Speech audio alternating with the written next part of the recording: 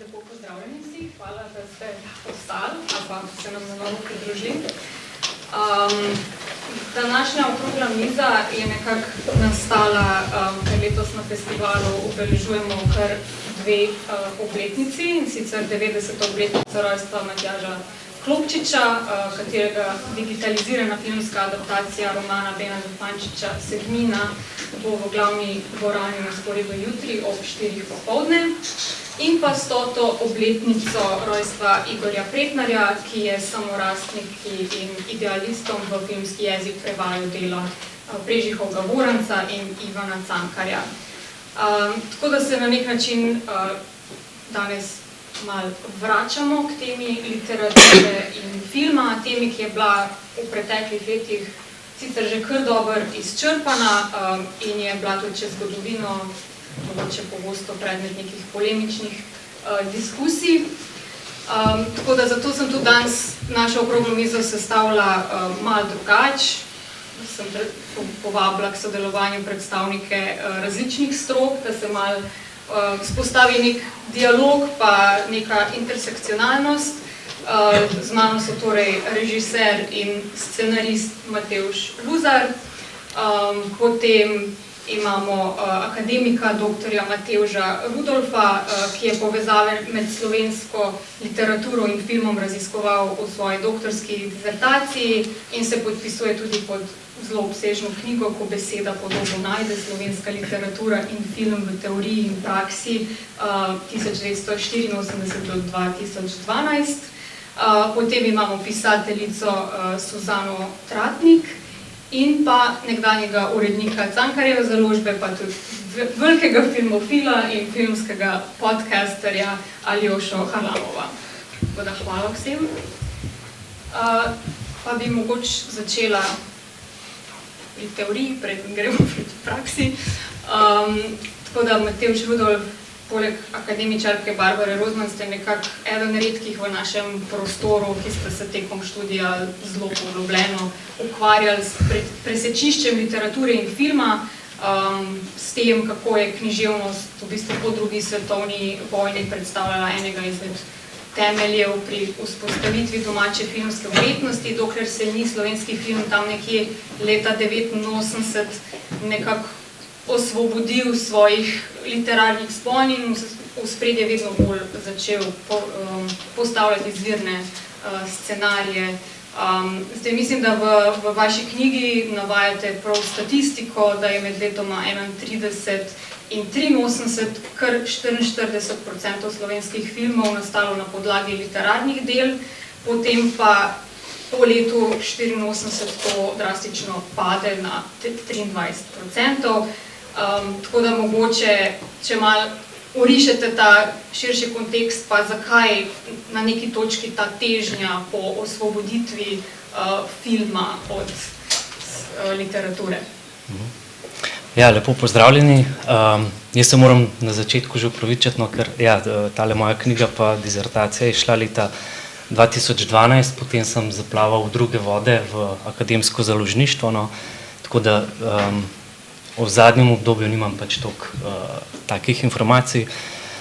Ampak ja, ko sem jaz raziskoval povezavo slovenske literature in film, sem nekako ugotovil, pa se to je bilo že v bistvu tudi nekako znano, da se je pač predvsem v začetnem obdobju, ko je nastajal slovenski film, so se pač ustvarjalci zelo zanašali na literarne predloge. Že prvi slovenski igrani film na svoji zemlji so takrat pač razpisali natečaj in potem so izbrali pač neko novelo, po kateri so potem posneli film. Zdaj, kar je še v tem obdobju zanimivo, je to, da slovenski film pač v tem obdobju je bil pač dostikrat, se je govorilo, da skozi njega prihaja ideologija, se pravi, država je financirala in so pač hoteli določene filme imeti, določeno tematiko, in če so imeli pač neko literarno predlogo, so točno vedeli, kaj bojo dobili. Da ni nastal potem kakšen ples v dežju ali kaj takega. In v bistvu se je tudi sama recepcija teh filmov potem skozi leta je bila taka, da so pač dojeli te filmske adaptacije kot nekaj zastarelega, kot zgolj neki partizanski filmi in tako naprej. In predvsem z osamosvojitvijo Slovenije se pa to zelo obrnilo. Tudi filmski ustvarjalci so se zavestno odločili, da ne bojo snemali po literarnih predlogah. Predvsem zato, ker so imeli pač take slabo konotacijo, so imeli filmske adaptacije. S tem pa, da je pa treba poudariti, da je v tem obdobju tudi nastalo veliko zelo kvalitetnih filmov po filmskih adaptacijah in to se je zgodilo predvsem tam, kjer so pač ustvarjalci, se pravi predvsem režiser, je vzel pač to literarno predlogo in dal svojo avtorsko poetiko noter. Se pravi, da je pač prišlo nekaj novega iz tega filma, da niso zgolj pač povzeli zgodbo in jo posneli tako, kot so jo. Zanimivo je tudi pač film Čas brez pravljic Boštjana Hladnika. V kritiških zapisih sem odkril, da je pač Hladnik tudi enkrat v intervjuju rekel, da so mu pač povedali, poglej, vsi slovenski režiserji so posneli en partizanski film, tudi ti ga boš. In potem je bil nekako prisiljen posnet po tej literarni predlogi, ki so mu jo dali. Šlo naj bi sicer za mladinski film, ampak se mi zdi, da je prav majčkeno nagajal in posnel sicer verjetno enega svojih najslabših filmov, ampak je pač tudi to znal povedati na svoj način. Zdaj, kar se pa tiče novega obdobja, pa ja, šele kasneje, se je pač ugotovili, da lahko po filmskih adaptacijah, po romanih postane tudi zelo uspešne filme. Predvsem je tukaj bil Petelini zajtrk, en tak film, ki ga je pač režiser zelo res uvrtniško dobro speljal, je tudi znal nekatere stvari iz romana izločati, ker knjigo ti bereš lahko, ne vem, 30-40 ur, več dni, film pa gledaš 2 uri in je treba pač to zgostiti. Tako da se mi zdi, da tam se je res pokazalo, kako se res obrtniško da dobro narediti. No, zdaj teh 20%, še to za konec povem, se pa mogoče pozna tudi, da pri slovenskih filmih dostikrat pač umanjka neka tista, kakor sem prej rekel, obrtniška narativnost, pač da sama zgodba teče, da ima zaplete, presenečenja in tako naprej. In tukaj sem jaz pač videl eno priložnost, da bi se filmski ustvarjalci vseeno lahko bolj navezali na slovenske romane in mogoče s tem tudi pač to samo narativnost malo izboljšali. Pa še ta pomemben podatek je, ko v obdobju Jugoslavije se recimo snemali po, ne vem, mislim, da tam okrog 25 let starih knjižnih predlogah. Se pravi, 25 let je v povprečju poteklo, odkar je roman izšel, pa potem film. No, v tem novem obdobju je pa to povprečje padlo, mislim, da na 8 let ali nekaj takega, ker je tudi eno dobrih praks, se pravi, je treba slediti toliko časa in se obračati na aktualne romane. Ko že ravno omenjaš aktualne romane, bom pa še šla na Suzano, ampak najprej bi rada mogoče Aljošo upeljala, ker je bila leta 2021 slovenska knjiga v bistvu prvič predstavljena v okviru programa Books at Berlinale kot ena izmed 11 evropskih knjig, ki izkazujejo potencial za prelitje v film. Šlo je seveda za esejistični roman Zakaj ne pišem Dijane Matkovič, pod katero si se podpisal kot odgovorni urednik. Tako da, ja, mogoče, a si pogosto, ko si dobil neke knjige, rokopise pred izdajo, se ti je pogosto zgodilo, da si v njih zaznal nek filmski potencial? Kaj ti je mogoče sploh tisti element, ki ti knjigo dela filmsko? mogoče predvsem v primeru te knjige, ki je ima neke prvine autofikcije, kar je mogoče še toliko težje nekako preliti v filmski jezik. Ja, živo še z moje strani. Zdaj, iskreno povedano, če bi me kdo vprašal, katera knjiga iz mojega programa, da bi jo ufilmali, ne vem, če bi bila Dijana Matkovič, prvih 10 odgovorov ali pa prvih, ne vem, 20 odgovorov. Tako da se mi je to zdelo izredno zanimivo, predvsem iz tega stališča, ker jaz že zadnja leta, mislim, da vso svojo literarno-kritiško kariero, ki bo zdaj že enih 20 let, ugotavljam, da je slovenski roman postal izredno vizualen, da je pravzaprav problem slovenskega romana za literaturo, za bralce, ravno njegova vizualnost, pretirana vizualnost, pretiran odnos samo na zgodbo, se pravi fokus samo na zgodbi in premalo nekih drugih stvari. Tudi vsi, recimo, tudi svetovna literarna kritika in zgodovina ugotavlja, kako je film in vizualna kultura, v kateri danes živimo, zelo osiromašile literaturo s tem, da je postala manj sinestetična, da se v literaturi samo opisuje, kar se vidi, kar je vizualno, ne pa kar junaki vohajo, čutijo, občutijo in tako naprej. Tako da z tega vidika mi je pač zanimivo, ker znotraj tega bi jaz rekel, da je pač recimo ta eseistični roman ali pa autofikcijski roman, kakorkoli bomo temu rekli, Dijane Matkovič je ravno šel nekaj drugega, hoče komunicirati, hoče polemizirati, hoče argumentirati, hoče skratka predstaviti neke,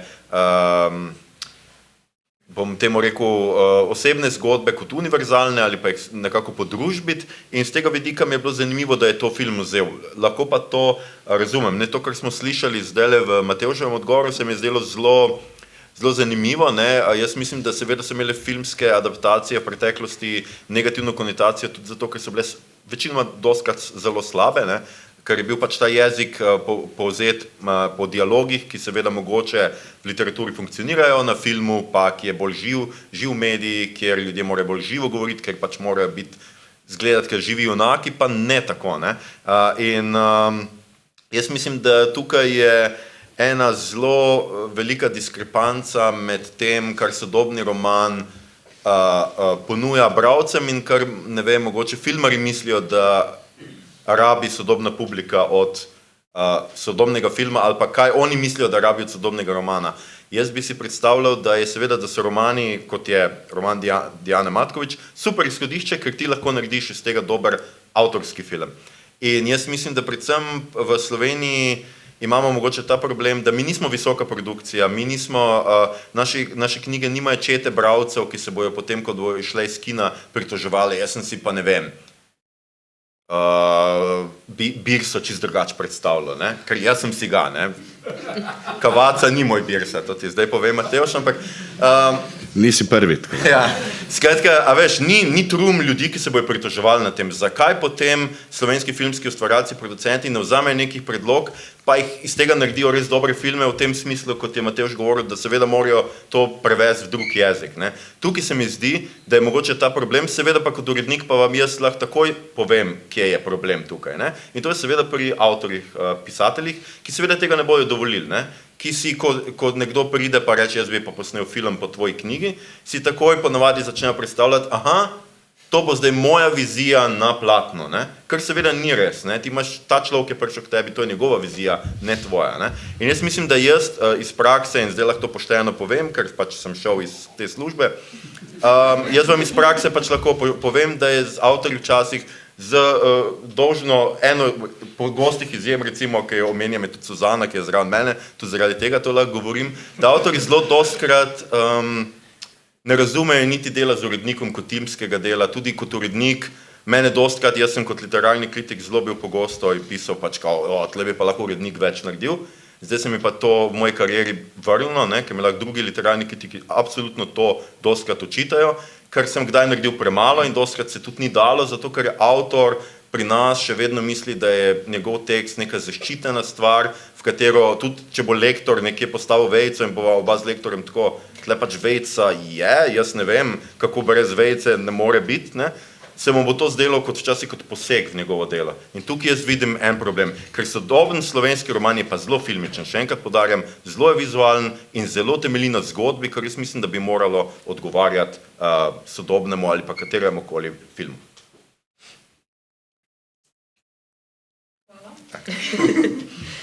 Bom tlele kar Suzano upeljala, ker v bistvu v nedavnem intervjuju za MMC je francoska pisateljica Constance Debré, katere roman Love Me Tender trenutno tudi nastaja v ekranizirani različici, je rekla, da namerava ekipi nekako prepustiti vso kreativno svobodo, češ da s tem, ko je zgodba izdala in poslala v javnost, da nekako ne pripada več njej. Pa glede na to, da tudi vaša zgodba, oziroma zbirka 7 kratkih zgodb Noben glas, v režiji Ester Ivakič ni še prišel film ven, ampak je nekako že končan in prelit v filmski jezik.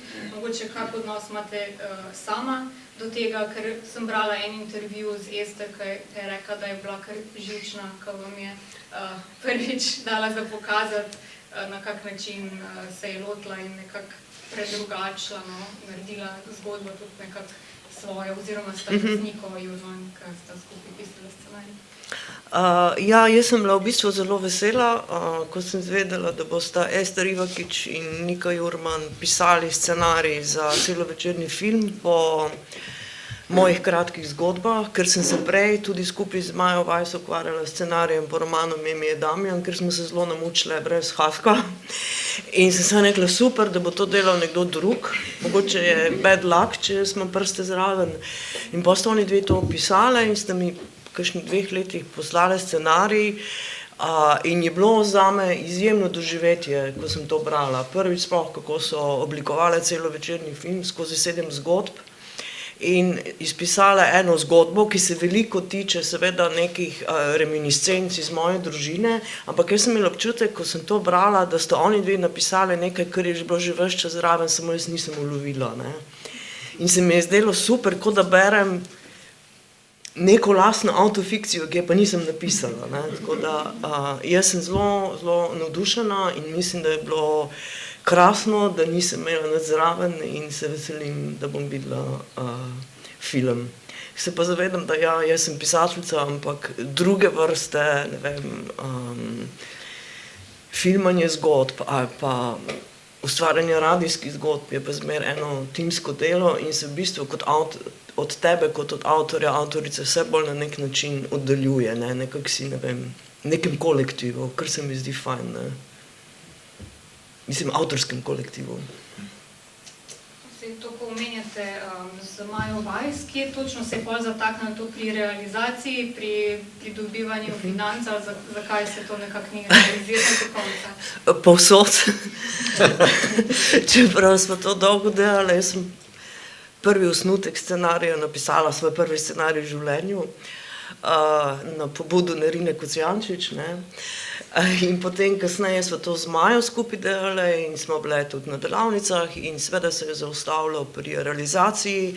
Mislim tudi, da smo malo vsebinsko nihali, kako obrati to zgodbo o Damjanu, pa tudi seveda sama tematika, ker ko sem jaz to pisala, je bil pač Damjan en junak, ko jaz pišem kot v tem primeru prvoosebna pripovedovalka in se nisem ukvarjala s tem, kako njega označiti, a je trans ali ni trans, ali kaj je z njim.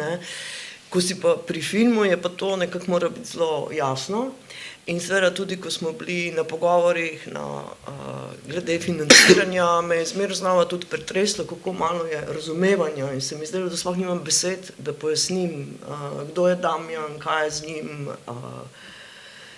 recimo, da ki je on bil na tej neki lezbični sceni, LGBT sceni, ampak sam se ni hotel s tem definirati in zato mi je bil kot lik zelo zanimiv. Je bilo pa zelo težko pojasniti, kako on doživlja svojo moškost, ker so mi vsi govorili, ja, pa to ne more biti pravi moški, saj nima penisa. Ampak ravno o tem govorim. Tako da, ne vem, mogoče ni bil čas za to zgodbo, ali ne vem, ali pa jo mora nekdo se loti tega s svojimi očmi. Jaz se definitivno ne več.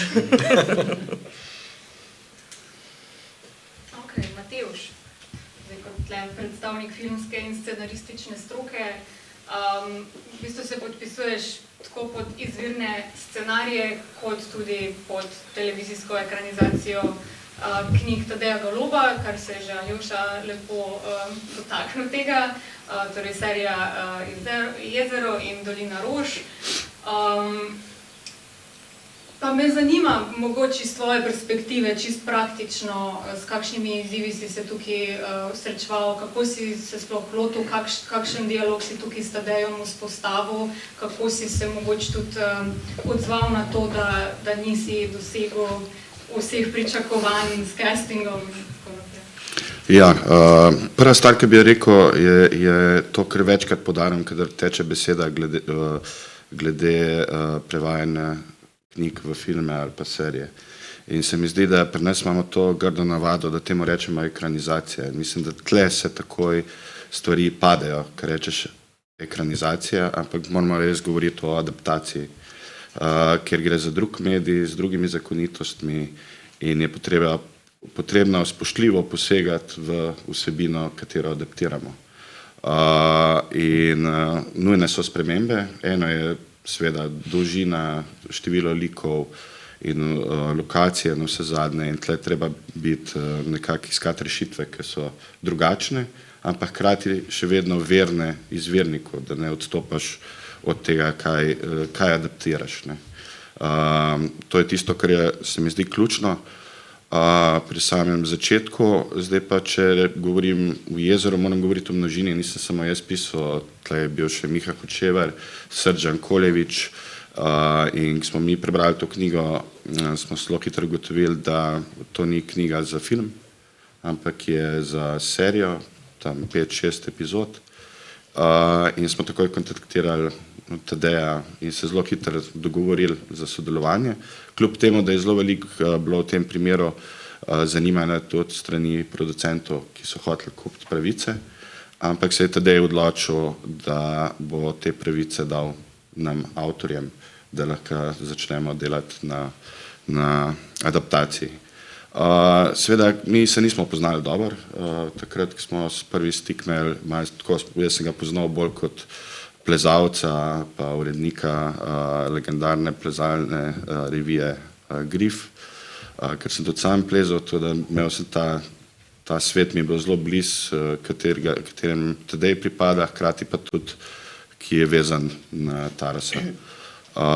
In pa smo začeli delati, seveda na začetku, ko se spoznavaš, imaš je ta stopnja nekega zaupanja, nezaupanja relativna in smo najprej na začetku, je bil prisoten strah, da bo se pokvaril roman v tem smislu, ampak smo zelo hitro razčistili te stvari z odkritim pogovorom in se ustvarilo to neko zaupanje med nami. In v bistvu vse je bilo podrejeno tem cilju, da imamo probati narediti televizijsko nadaljevanko, ki bo drugačne vrste, ker do tistega momenta so se vrtele na slovenski televiziji. In potem smo pa tudi dogovor, da mi trije scenaristi najprej sami potegnemo zgodbo ven, jo oblikujemo in šele potem Tadej prebere in da komentarje. In preprosto zato, ker smo mi želeli imeti to svobodo, da ne bi se pri nekih odločitvah, ki še na nivoju scenarija nikoli niso finalne, bi se zapletali pa mogoče ne toliko efektivno delali. In smo na ta način sodelovali, da je on prebiral, pa smo se dobili, smo komentirali, seveda mu ni bilo všeč kakšne spremembe, ene je razumel, ampak Tadej je zelo inteligenten pisec in razume tudi, kot je ljubitelj filma, razume, da se mora neke stvari spremeniti in zaradi tega je bilo lažje. In jaz mislim, da vsako sodelovanje, ker sem že več adaptacij delal, je zelo pomembno to zaupanje. Eno je zaupanje pisatelja ali pisateljice do scenaristov, na drugi strani pa morajo imeti scenaristi spoštovanje do izvornega dela. Hkrati morajo pa eni in drugi vedeti, da to je nemogoče, da bo enako funkcioniralo na enaki način pri filmu ali pa recimo televizijski seriji. Tako da, to. Suzana, kako je pa to pri vas zgleda to mogoče prvo srečanje, nekako kako vas je Ester prepričala, da ima to pravo senzibilnost ali pa vizijo, da nekako je vzpostavila to zaupanje, da ste bili tako, ja, ok, nared stvari po svoje. V bistvu ni bilo nobenega prepričevanja, mene je Beletrina obvestila, da pač obstaja interes za odkup pravic za scenarij in za film in sem se jaz pač strinjala. Tako da v bistvu nisem imela zelo veliko zraven, šele pol, ko sem prebrala scenarij. In že seveda od začetka mi je bilo jasno, glede na to, da je to 7 kratkih zgodb in bojo oni napisali celo večer, zdaj z tega nikako ne bila sposobna ustvariti, ker sem preveč v teh zgodbah, ki so različne in da to lahko naredijo samo druge osebe in mislim, da so zelo dobro naredile. Drugače se filmskih adaptacij se mi zdi v evropskem pa tudi svetovnem merilu nekako pogosto drži ta stereotip, češ knjiga je bila boljša. Kar v bistvu tudi slovenskim filmarjem, sploh tistim, ki so mogoče adaptirali svoje lastne knjige, nekako ni bilo prizanešeno. Matevž Rudolf je pred leti za ekran napisal en članek na to temo, na primer Čefurjega Rausa, Gorana Vojnovića, ki je v bistvu ta stara knjiga je bila boljša, takrat celo uporabil kot nek teaser, kot neko del promocije filma na nek način. Tako da mogoče najprej naslavljam vprašanje na Matevža, ampak če se priključite tudi ostali, no, zakaj menite, da se je ta stereotip sploh vzpostavil in do kolikšne mere, če sploh je občasno upravičen, a gre tukaj samo mogoče za nek protiefekt, kadar gre za neko zelo uspešno pa brano knjigo, da se okoli nje z vsem tem hajpom vzpostavijo tudi zelo jasna pričakovanja občinstva, ki jih potem pač režiser težko izpolni, ker si pač knjigo nekako ponavadi vsak predstavlja po svoje. Jaz, Matevž. Ja, pač je res problem te recepcije, da gledalec že prej si naredi neko zgodbo, no, ampak zanimivo je recimo podatek, da vsi filmi, ki so dobili Oskarja za najboljši film, da kar 2/3 je narejenih po literarni predlogi. Pa rečemo, da so to pač neki kvalitetni filmi ali pa popularni. No. Tako da niti ni nujno, da je ta stereotip knjiga je bila boljša dejansko udejanji v filmu. No. Jaz lahko posežem tukaj v ta stavek. No, najprej Oskarji so deljeni, imaš Oskarja, Oskarji so deljeni, to vsi vemo, imaš Oskarja res samo za adaptacije in Oskarja za originalne scenarije. To je tako mimogrede. Ampak zdaj pa en stavek. Jaz sem lani brala intervju z tem Britancem, ki je dobil Nobelovo nagrado in je japonskega rodu za Ostanki dneva. Evo, in kaj je on rekel? On je rekel, jaz sem napisal zelo slabo knjigo, če je bilo možno narediti scenarij. Kaj pravite vi na ta stavek? Jaz bi tako rekel, mislim, Matevž je govoril o Oskarju za najboljši film. Ja, za scenarije podeljujejo 2 različna, za najboljši film je pa eden. Ja. Druga stvar pa, ja, mislim, ta stavek tudi provokativen, ampak mislim, da je to lahko tudi točno. Ne? Če pogledamo recimo en film, ki je na vseh lestvicah najboljših filmov, govorimo o Botro, ne? In gledamo ta film in gremo potem brati roman. Ta roman nima neke velike vrednosti, je povedana zgodba, bolj bi rekel, da je šunt roman, ki ga kupiš na Petrolu in ga potem na plaži v Dalmaciji prebereš. Ne. In nima nobene dodane vrednosti. Boter kot film je pa tle kot izjemen primer, izjemna adaptacija, kako nadgraditi neko osnovno zgodbo, ki je sicer spisana atraktivno, narediti močno in da imamo, v bistvu, da gledamo opero in grško tragedijo v filmu. Ne. Tako da je možno narediti iz knjige, ki nima neke literarne vrednosti, tudi dober film. Kot seveda iz izjemne literature je zelo hitro lahko naredimo tudi slab film. Mislim, tle ni pravila. Tako da iz tega vidika mislim, da mora biti vse dovoljeno. Ja, on brani avtonomnost romanov, literature, recimo.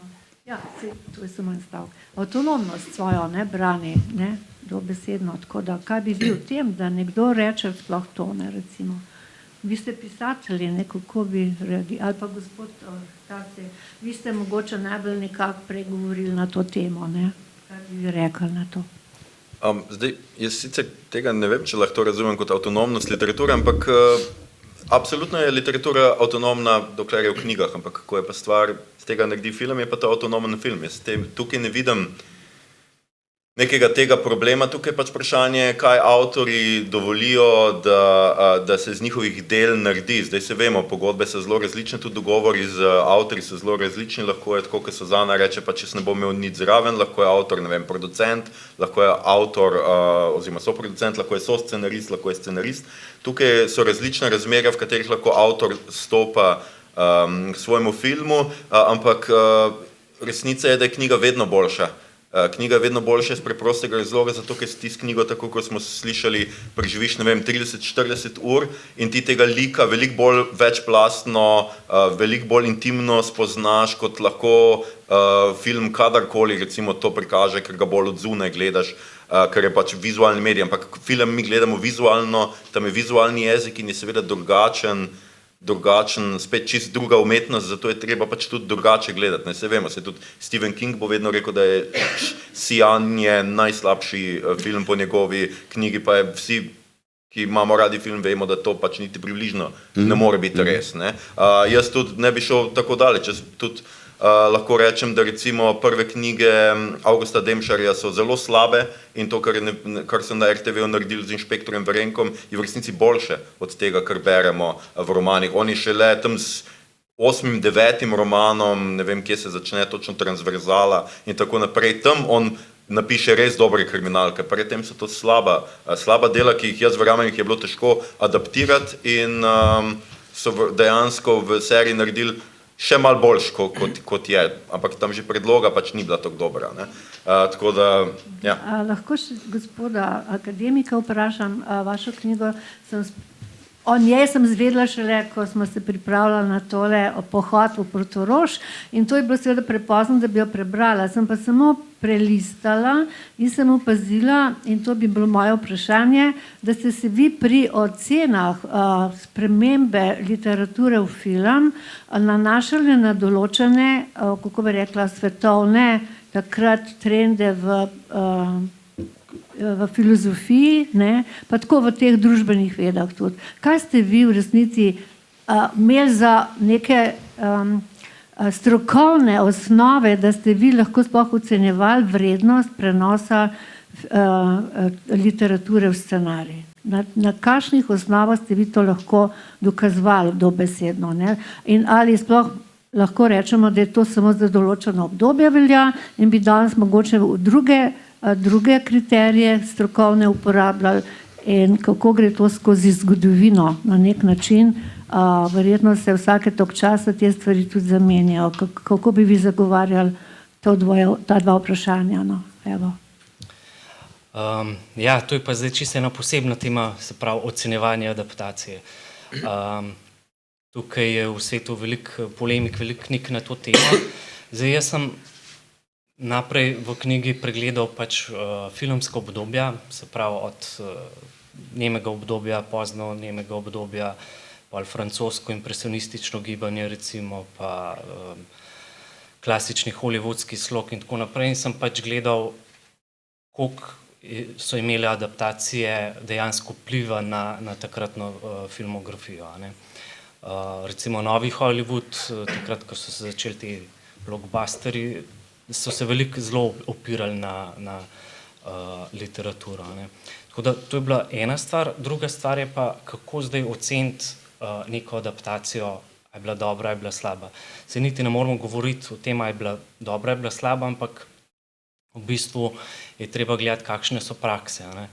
In jaz sem v bistvu na podlagi literarne teorije se vzel pač neke metodološke podlage, od analize pripovedi Bartove, ki jo pač dejansko razgradi celotno zgodbo na prafaktorje oziroma na neke dele, informacije, indice, katalizatorje in tako naprej. In dejansko pač, ko razdelimo pač neko zgodbo v romanu in potem v filmu, lahko vidimo, kaj umanjka. Ne. Dostikrat je pač so v knjigi prisotni neki indici, ki napovedujejo počasi pač neke dogodke, pa v filmu to zmanjka. Ne. In takrat, čeprav so to malenkosti, lahko zelo vplivajo na posamezen film. Ne. Ena stvar je tudi pripovedovalec. Če je to zdaj prvoosebni pripovedovalec, zdaj, če bomo sam roman prevedali iz prvoosebnega v tretjeosebno, bo pač to čisto ena druga knjiga lahko. Ne. In v filmu dostikrat vemo pač, da prvoosebni pripovedovalec zelo težko učinkuje oziroma pač je majčkeno neroden, ni glih najbolj primeren za film. No. Tako da jaz sem v svoji knjigi pač podal neke metode, kako analizirati in tako roman kot, oziroma pač literarno predlogo kot film. In na podlagi teh prafaktorjev se dejansko vidi, kaj umanjka. In dostikrat se pač to izkaže tudi potem za resnično. No. Ne vem, en zelo znan primer je Hitchcock, recimo on je, mislim, da večino, več kot 90% svojih filmov posnel po literarni predlogi, ampak on je vzel knjigo, enkrat jo prebral in potem zavrgel. Potem pa začel, v bistvu imel druge scenariste, da so mu delali zgodbo in je potem še scenarij predelal. A ne. Se je znan je tisti njegov stavek, recimo v Suspenzu, rekel, predstavljajte si en prizor, kjer midva z Matevžem sediva za mizo, pod najino mizo je bomba, ki tik-taka, ne, in bo čez 5 minut eksplodirala. Zdaj, če gledalec ve za to, bo ves živčen, bo rekel, pa kaj se vidva pogovarjate o brezveznih stvarih, čez 5 minut vam bo bomba počela. Ne. Če pa te informacije gledalec nima, pa se pol čez 5 minut pač to raztrešči, je pa pač gledalec nima tega suspenza, teh 5 minut. Ne. In ravno Hitchcock je s takimi majhnimi malenkosti gradil zgodbo, suspenz in tako naprej. No. Tako da tle so res pomembne potem. Če vas vprašam, ker ste vi konkreten primer navedli, pa če bi še enega konkretnega slovenskega, je sicer mogoče, bom kar jaz brala, recimo, no, se mogoče, evo, takole, Lanška pa Mokuš, ne, Mlakarjev. Kako se vam zdi ta prenos? Mi zdi tukaj, da je to kar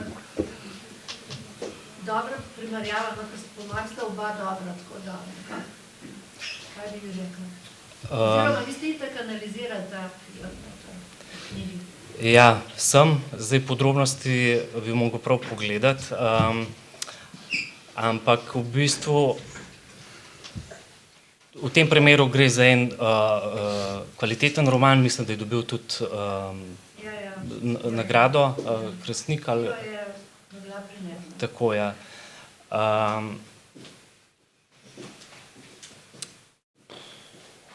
In v bistvu naslov je pač tudi en zelo, ne bom rekel artističen film, ampak kompleksen film. No.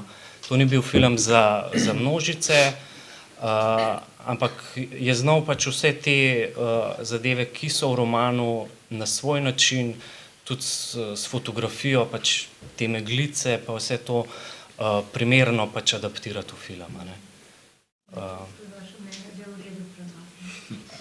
Ja. Hvala. Okay, gremo mi naprej k vprašanjem. Bom pa še odprla za poslušalce, tako da sam še par vprašanj, pa dobite vi mikrofon. Tako da mogoče, Matevž, če gremo še malo k novim generacijam, glede na to, da si zaposlen tudi na AGRFT, kot predavatelj na scenaristiki, pa v bistvu tudi si programski vodja scenarice, ki ima letos že 9. leto. Pa me zanima, kakšen je mogoče odnos te mlade generacije do filmskih adaptacij. Ni zares dosti prvencev, ko bi se lotili scenarija na tak način. Darko Sinko, mislim, da je v zadnjih letih, pa zdaj seveda Ester, da sta med izjemami, pa tudi Darko se je tega lotil na zelo zanimiv način, da je vzel eno kratko zgodbo, pa je naredil v celovečerni film. Tako da mogoče zakaj ne posegajo toliko po literarnih predlogah, ne vem, se jim zdi, da rabijo malo daljšo kilometrino za nek tak izziv, ali je sam nek generacijski moment to, da rajš izvirne scenarije pišejo? Ne bi rekel, da ne posegajo. No. Predvsem ne bi rekel zaradi tega, ker če smo prej govorili o obdobju do leta 1989, pa potem o slovenskem filmu, o samosvojitvi slovenskega filma v 90-ih, ki je nekako zavrnil literarne predloge oziroma delati adaptacije in je šel zelo po neki svoji avtorski poti, bi zdaj rekel, da smo v nekem obdobju bolj zrelem, v tem smislu, da ne eno, ne drugo ne prevladuje. In vedno nekdo, ki bi se želel več knjig prevedenih v film, bo se vedno zagovarjal, da jih je premalo. Nekdo, ki to ne mara, bo vedno rekel, da jih je preveč. Ampak mislim, da smo v nekem takem demokratičnem obdobju zdaj, kjer avtorji pa avtorice posegajo čisto svobodno, brez neke agende ali pa predvsem zaradi tega, ker jih neka zgodba potegne. Mislim, dober primer je, sem spremljal nastanek te adaptacije Noben glas od samega začetka preko scenarnice, ki se je razvijal, in vse to, kar je izpostavila Suzana, se je tam govorilo in v bistvu je to pa tudi bil rezultat, kako je scenarij najdel nek svoj jezik, ampak hkrati s spoštovanjem do predlog. Ne. Zdaj pa, kar se tiče pa mlajše generacije, mi na akademiji, kjer nisem zaposlen, samo učim, zaenkrat, ampak imamo predmete, ki so semestrski, ki se ukvarjajo z adaptacijo, tako na prvi stopnji, kot na drugi stopnji. In je prav naloga študentov, tako študentov režije, kot dramaturgije, kot kogarkoli drugega, ki ga izbere predmet adaptiranje neke zgodbe v kratki film. In se v vseh teh parametrih adaptacije pogovarjamo, kako pristopiti, analiziramo in potem nastanejo scenariji, ki se tudi realizirajo v obliki TV dram, včasih tudi kratkih filmov, tako da ne bi rekel, da to ne obstaja. Je pa predvsem to, mislim, da se soočamo pa tudi s tem, da nekako mogoče danes se dosti manj bere, kot se je včasih bralo. In je to tudi neka posledica, da mogoče pravi roman ne pride do mogoče pravega avtorja, ki bi bil perfekten za to. Mislim, da je tle treba bolj vzpostaviti nek mehanizem, kako bi določeni romani prihajali do določenih avtorjev, ali z nekimi dogodki, ali pa da se jih kar direktno naslovi. In mogoče nekdo najde noter nekaj, ki bi bilo ga zanimalo, ki bi ga nagovoril. Moja izkušnja je, da veliko dobim romanov, ne samo iz Slovenije, ampak tudi širše, ki ali pošljajo, ali pa pošljajo mogoče sam sinopsis, pa če bi me zanimali prebrati knjigo. Medtem, ker recimo, če govorimo o Ameriki, se pravice za adaptacije kupijo še preden izide knjiga. Ker založbe poskrbijo, da je ta pretok med uredništvi in producenti hitrejši, in potem se velikokrat zgodi, da več producentov ali pa več studijev daje ponudbe za določen roman. Tako da je tam to zelo utečen sistem Ni tako kot pri nas, ker mogoče nekdo kup knjigo ali pa si jo sposod v knjižnic, pa po 20 letih recimo odkrije, da bi to adaptiral. Ne. Je čist drug sistem in mogoče je treba na tem polju več delati, kot so že bili zdaj dogodki, ali to je na knjižnem sejmu ali pa tudi na festivalu v Berlinu, ker se je to potenciralo. In mislim, da je to čisto legitimno. Ne bi pa rekel, da mlajše generacije manj posegajo po literaturi, ker pol mogoče tudi noben glas se ne bi naredil, če bi to veljalo. Mogoče Aljoša, če imaš tako za dodati, čisto kako bi se to, kar je Matevž ravno kar predlagal, prelilo v prakso? Vse neki poskusi so zadnjih nekaj let, Javna agencija za knjigo to poskuša nekako organizirati ta srečanja s producenti in pa neka predstavitve knjig. Zdaj tukaj pač iskreno treba povedati, da jaz tudi nisem prepričan, zato ker to gre pri nas, vse skuša biti demokratično, mislim, je lepo sicer v teoriji, da je demokratično, ampak to pomeni, da založbe ponavadi same izberejo tisto, kar bi predstavile, in jaz marsikdaj mislim, da na založbah, posebej na manjših, nimajo zaposlenih, ki bi znali prepoznati potencial, ko preberejo knjigo, pa reči, aha, to bi pa lahko bil film. Ne?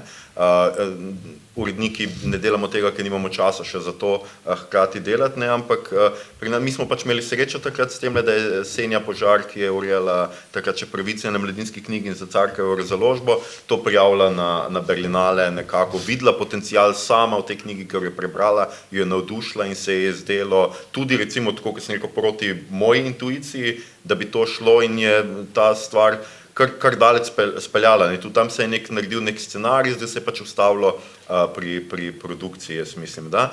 Jaz mislim, da tudi ena velika razlika, ker mi govorimo vendarle o slovenskem filmu z majhnimi budžeti, to je avtorski film, v tujini pa seveda govorimo o komercialnem. Tisti studiji, ki kupujejo knjige, ki bojo uspešnice, ki bodo naredile nek krog oboževalcev, ki jih potem oni želijo seveda čim bolj avtomatsko prenesti v obiskovalce kina. To se, kot rečeno, pri nas ne dogaja. Malo ljudi bere slovenske knjige, včasih še manj ljudi pogleda slovenski film, tako da tukaj je pač mogoče spet ta neka diskrepanca, pri čemer zdaj, kako pa to narediti, je pa mogoče bi bil tukaj Slovenski filmski center moral sam razmisliti tudi o tem, da bi zaposlil ali pa dal neko komisijo literarnih strokovnjakov ali pa nekoga Matevževega kova, ki bi dejansko lahko videl potencial v knjigah in bi te knjige nekako organsko recimo prehajale v adaptacije. Se strinjam, mislim, da sem jaz uporabil besedo ekranizacija, pa absolutno ni, se strinjam s tem, da to ni primerna beseda.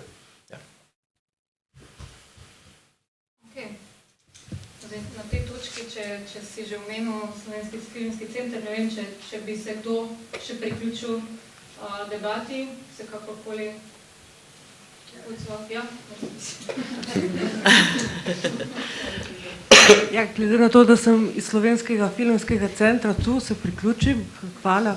V bistvu žal mi je, ker me je Suzana spomnila, da sem takrat predlagala, da naj napiše scenarij za Damjana, ki nažalost se nikoli ni realiziral, čeprav mislim, da so potem tam bili problemi največ z jezikom, ker se je potem, je toliko časa nažalost trajal ta postopek, da potem, koliko se spomnim, je komisija imela težave z jezikom, ker najprej naj bi se zgodba dogajala v 80-ih, kot je bila tudi napisana. V 90-ih. V 90-ih, potem pa naj bi se to dogajalo kasneje in potem so bili problemi z jezikom, kako da pač jezik ni več ustrezal, čeprav še zmeri mislim, da je zgodba zelo aktualna in da bi še zmeri lahko bilo fino, če bi se ta projekt realiziral, samo verjetno bi to mogla biti nova produkcijska skupina, vse na novo, mogoče pa nekoč bo. Sicer jaz sem pa hotela reči, da se strinjam s tem, kar je rekel Aljoša, da je slovenski sodobni roman zelo vizualen, ker naprimer sem zdaj nazadnje prebrala knjigo, v bistvu na njo mi je opozoril Miha Macini na Facebooku, Tina Perič Črtice, ki je šla v založbi Goga in to se mi zdi, da je, mislim, res bereš knjigo in že vidiš film in hkrati se mi zdi, da je knjiga, ki Miha Macini je pač posnel film Izbrisana, ampak to je To je zgodba v takratnem času z perspektive deklice in mislim, da je res fenomenalen pogled strani deklice in še celo meni prinaša neke stvari, ker mislim, najprej pač me na temo izbrisanih me čisto Frlič, to je bila pač predstava, ki mi je odprla svet, ki nisem vedela, da je takrat to se dogajalo. Druga pa je ta knjiga, ki spet prinaša pogled v ta svet, ki je res pretresljiv.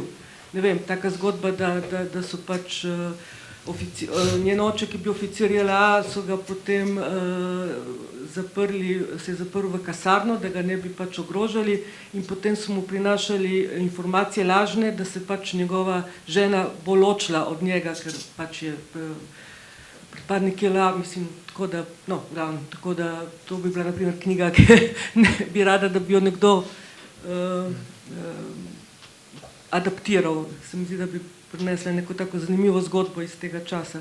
Kar se pa tiče, to so bile vedno neke ideje, da bi na Filmskem centru tudi v povezavi z Jakom, da bi se pač te zadeve poglobile in zdaj verjetno, da je pa res, da je pač tukaj stvar pri producentih. Slovenski producenti so nosilci projektov, so tisti, ki se prijavljajo, se pravi, da bi težko zdaj mi imeli neko komisijo na Slovenskem filmskem centru, ki bi neki, v bistvu tukaj je pač sistem tak, da so producenti ti, ki pač prinašajo projekte in se pravi, da je predvsem na njih v povezavi z avtorji, seveda, da te stvari raziskujejo, je pa vsekakor neki taka neformalna srečanja, mislim, da bi bila fina. Saj smo imeli tudi tu, že v Portorožu, ko so se pač določene knjige predstavljale in so bili tukaj producenti, ki so temu sledili in mislim, da je potrebno iti naprej po tej poti. Jaz bi tle nekaj dodal, mislim, producenti res je, da so nosilci filmskih projektov v tem smislu, ampak mislim, da se lahko hitreje kaj zgodi, ko avtor najde vsebino, ki mu je blizu.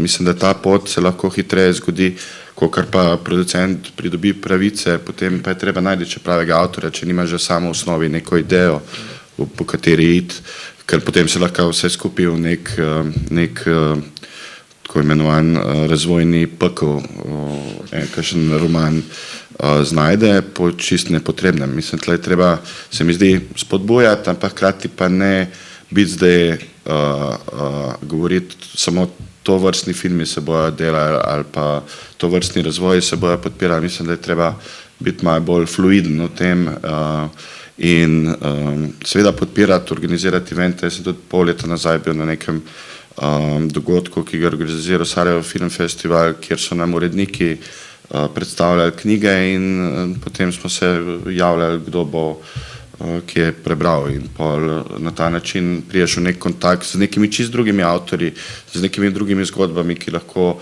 tudi v Sloveniji nekaj funkcionirajo, nekaj mogoče samo v Srbiji in je to zelo dragocen, ko imaš nek pregled. Ja, na zapadu imajo distribucije, producenti, enega bralca, ki bere knjige in potem on to pove, kateri bi bili recimo primerni. In se tudi več producentov združ, in potem pač se z njim pogovarjajo. On predlaga, ostali pa potem, kako bi rekla... Ja, nimajo enega bralca, imajo kar več bralcev, posamezen producent, tako da, ampak to je pač profesija, da producentom ni treba brati. Miha Hočevar, živo. Nekaj malega bi dodal Aljoši, ta omenjeni od Matkovičeve roman se dogaja, nekaj pišejo ljudje, tako da nič zamrl, to je samo taka informacija, ki vas bo verjetno spravila v malo boljš volo, da je nekaj spet propadl, ni, tako da delajo. Ne, se vem, tako.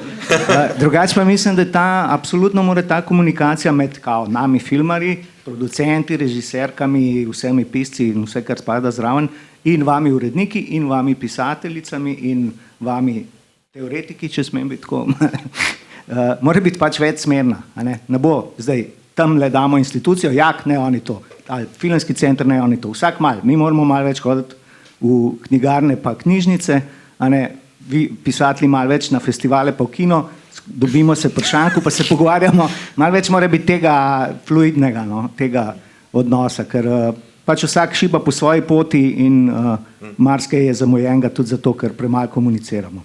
Mislim pa, da ni tako hudo, kot včasih zgleda. Ne? Ja, ne, jaz sem se hotel reči, samo čaka, da se bo to organsko zgodilo, pa verjetno ni dovolj. Ne? Ja. Vi morate vendarle vedeti, da mi se tukaj zdaj pogovarjamo o adaptacijah slovenskih romanov v film, kar je največji projekt, ker če se pogledate samo program slovenskih gledališč, tudi tam so samo izjeme slovenske knjige, pa slovenski avtori dejansko izjeme, posebej sodobni avtori. Tako da tukaj ni taka kriza, jaz se absolutno strinjam. Ne. Tudi slovenski strip, ki zadnja leta zelo posega po slovenskem romanu, posega po kaj, po bobrih, po nekih teh zgodovinskih, pri čemer je na koncu v oblačkih več besedila včasih v romanu in je to zelo spet slaba adaptacija. Jaz mislim, da tukaj imamo fuljenih strateških, sistemskih, avtorskih problemov, ki jih ne bomo kar tako rešili, če ne bomo tudi nekaj sistematizirali in se pogovarjali in se, ne vem, zdaj, če je ta okrogla miza kakšna rešitev, ampak da poskušamo skratka govoriti o teh stvareh, pa reševati probleme. No, ker jaz mislim, da pa problemi absolutno so. Če smem še jaz dodati, če kaj se moramo naučiti iz zgodovine, je to, da pač avtorju, režiserju ne smemo vsiljevati neke zgodbe, neke knjige. To, da bi pa zdaj rekli, dali razpis, vsak let moramo posneti 2 adaptaciji na let, to bi bilo res čisto zgrešeno. Ne. Kar mislim, da lahko naredimo, je to, da se razvija pač scenaristične delavnice, ki so, da se tam tudi uči adaptacij, da se pač vzame knjige, naredi scenarij, se ga raztrga na prav faktorje in potem na koncu tudi zavrže, verjetno boš 10 adaptacij naredil, prejem boš eno dobro. In s časoma pač bi se tudi scenaristi naučili adaptirati na pravilen način. Ne. Zdaj v Sloveniji, kolikor imamo malo produkcije, pa malo avtorjev, mislim, da imamo res fenomen, ker v tujini recimo sta vloga režiserja pa scenarista dostikrat ločeni. Pri nas je velikokrat to, ali pa da je celo avtor romana, potem tudi scenarist in režiser, recimo Metod Pevec, Vinko Möderndorfer, in tudi tle imamo 2 predstavnika, ki sta in scenarista in režiserja in v bistvu jaz sem res zelo presenečen, da to funkcionira, da imamo tako izjemne osebe, ker takih režiserjev je v svetovnem merilu zelo malo. Ja, je pa seveda tudi po zaslugi magistrskega študija na AGRFT-ju se izobražuje scenariste in mislim, da bomo zdaj prišli v neko obdobje, kjer se bo že neka kritična masa samo scenaristov vzpostavila. Ker se je treba zavedati, da slovenska scenaristika je bila zelo podhranjena, ne samo v zadnjih letih, mislim, da lahko govorimo o zadnje pol stoletja. Predvsem zaradi tega, ker se je gledali na scenaristiko tudi tako, ti pišeš knjige, ti pišeš članke, boš pa še scenarij napisal.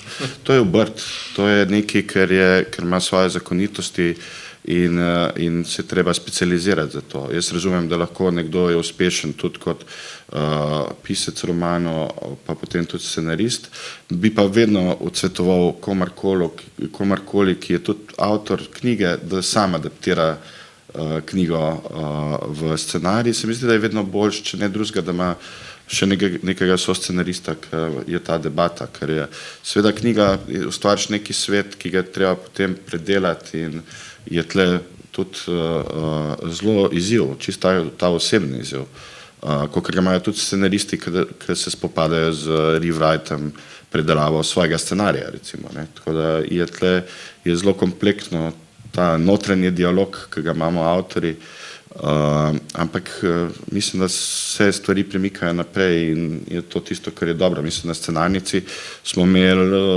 v zadnjih vseh 9 letih kar nekaj primerov adaptacije in ravno tako je na akademiji, tako da mislim, da je to nekaj, kar je zelo spodbudno, je pa seveda adaptiranje scenarija popolnoma nekaj drugega, kot pisanje originalne originalne zgodbe. Je lahko v nekih segmentih tudi odvisno, kako je knjiga zastavljena, je mogoče lažje neka faza, so pa potem drugi izzivi, kako prevajati to v slike, notranji monolog, recimo kako vzpostaviti v sliki, ker imamo tle še abecedo znakovnega jezika, filmske podobe. In ne smemo, mi vedno govorimo pri scenaristiki ali pa pri filmu, govorimo skozi besede, ker smo na nivoju scenarija, ampak scenarij ne piše besede, ne oblikuje stavke, piše podobe. In to je scenaristika, ti pišeš podobo. In zato je čist drugi pristop, recimo, k literaturi. Ja, pa bi potreba pa še dialoge, ne? To ni res. To ni res. Se opravičujem, to ni res. Dialogi so se v zadnjih 10 letih izjemno nadgradili in mislim, da je tudi slovenski film zelo prosperiral zaradi tega, ker se je izboljšalo, samo treba je gledati filme. Ampak še eno institucijo omenjam, ker nismo, pa bi jo najbrž morali, ne? Omenjali smo JAK, pa omenjali smo založbe, pa omenjali smo avtorje, pa vse živo. Kaj pa nacionalna televizija, ki dela oddaje o knjigah, oddaje o filmih, nima pa ne vizije, ne strategije, niti za 2 leta naprej, niti kaj šele za 20, kot bi morala na področju temu, o katerem se pogovarjamo.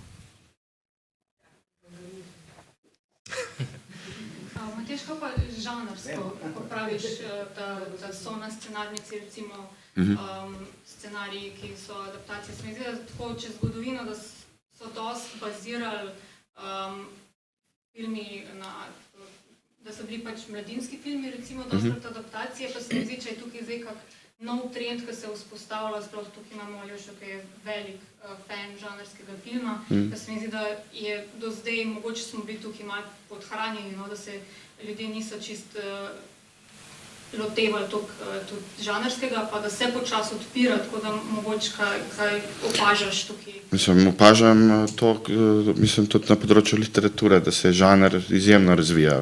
Mislim, to je največji napredek v zadnjih 10 let. In žanr je bil vedno dobro izhodišče tudi za filmsko adaptacijo. Mislim, tudi v svetovnem merilu je vedno najprej se žanrske stvari adaptirale v film. Ni pa nujno, seveda, ampak mislim, da tle je velik napredek, mislim, na vse zadnje Jezero, Tadej Golob, ta uspešnost okrog tega je tudi malo pripomorila, pa tudi drugi avtori. Mogoče so neki drugi pa tudi bolj bili prepoznani, ampak ne govorimo samo zdaj o nekem kriminalki, ampak so tudi drugi žanri. Mislim, da bo to se dodatno spodbudilo tudi mogoče filmerje, da posežejo po kakšni literaturi. Je pa dejstvo, tako kar je važno, je ta nek okvir, ki je primeren za neko adaptacijo. Seveda, če bo lahko je izjemen roman, tudi izjemno filmsko napisan, ampak če je neizvedljiv v smislu, da je predrag za naše tržišče, ga je zelo težko narediti. Vedno govorimo o Bobrih, vedno govorimo o Alamutu. Mislim, to so definitivno neke predloge, ki bi se jih bilo vredno adaptirati, ampak se treba tudi zavedati, to stane. Ta svet je treba ustvariti, ta svet je treba narediti. Tako da je tle pol ta stvar, ki nas pri določenih knjigah zamejuje.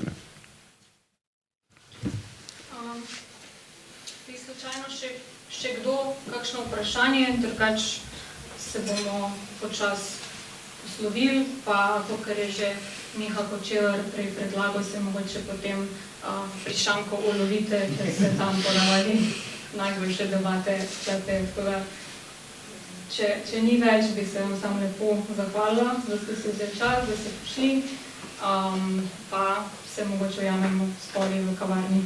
Hvala.